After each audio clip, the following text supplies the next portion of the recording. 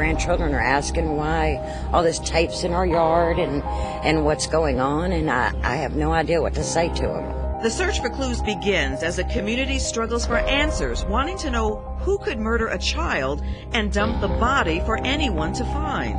Fox 4 talks to the mother whose son found the child's body first. It's going to change this neighborhood. The news leader, broadcasting for all North Texas. Fox 4 News starts now.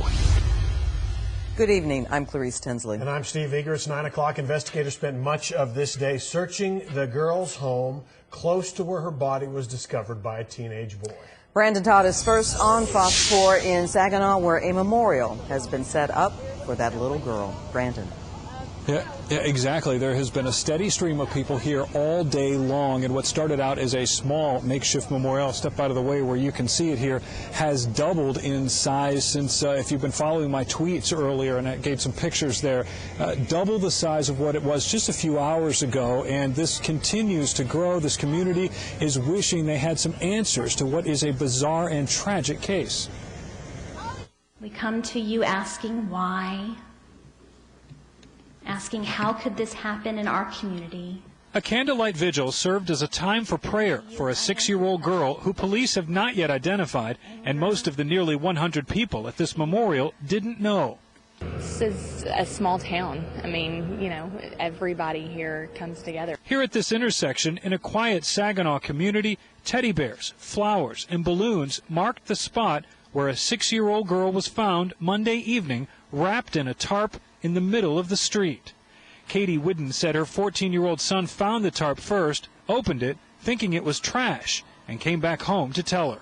He was just, Mom, it's a baby girl. It's a girl.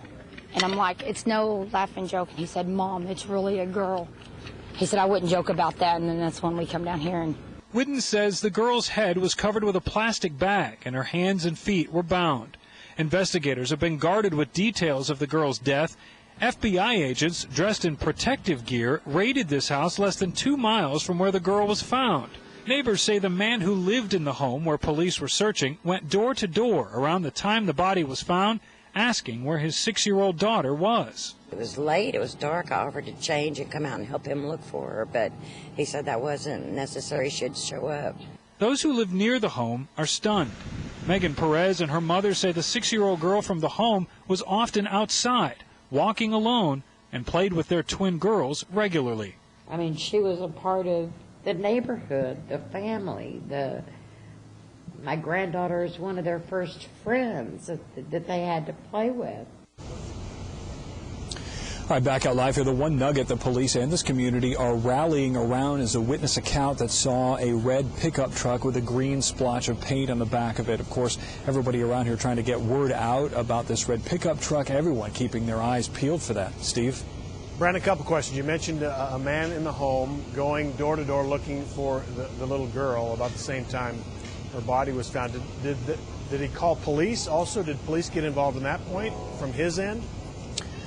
Well, that's what we're trying to ask investigators right now, and that's one of those things that they just aren't revealing right now. What about the man and woman who lived in that home? We know that they have at least been questioned by investigators, but we don't know what their status is. And right now, police have not named anyone as a suspect in this case. So kind of unclear as to where this investigation is going, but a lot of bizarre circumstances, just bizarre things that have happened in this, where this body was found not far from that neighborhood where they're searching now. It's at an intersection here, which is fairly nondescript. I mean, you're asking yourself, what happened here, Steve? We know the people closest to the victims always get the closest look. That's just how it is.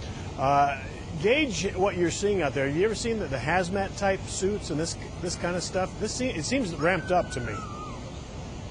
Well, it certainly was a very detailed search and seizure. I mean, there are FBI agents going in and out of the house for several hours, and those not just in the suits that you saw there, but also plainclothes officers and detectives as well. Some in uniforms going in and out of that house, carrying boxes, computers, all kinds of things, and loading them up into that truck, and just a mountain, if you will, of evidence, or at least things that that appear to be evidence, things that they're going to look and see whether it is evidence, whether it even matters in this case. Yeah, we should tell our viewers they like to eliminate the people closest so they can move on to other possible suspects. That's not anything really out of the ordinary. Brandon Todd, live in Saginaw tonight. Thank you.